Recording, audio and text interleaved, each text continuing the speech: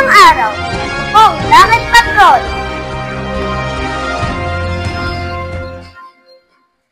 Ako po ay nasa Barangay Talipapa, Lungsod, Quezon.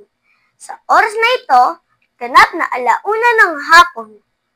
Narito ang kasulukuyang lagay ng panahon. Sa mga susunod na oras, may posibilidad ng pag-ulan na may kasamang pagkulog.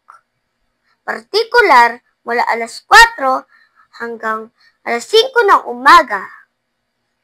Kaya't mainam na magdala ng payong o kapote kung kayo ay lalabas. Pagkalipas nito, unti-unting sisikat si Haring Araw. Inaasahang iinit ang panahon. Habang papalapit ang tanghali, paalala lamang na manatiling hydrated at mag-ingat sa init ng panahon.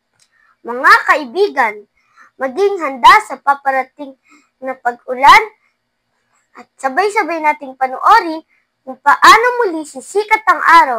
Maraming salamat. Ako po si Alian Adelalim, nag-uulat ng Lagay ng Panahon para sa Langit Patrol!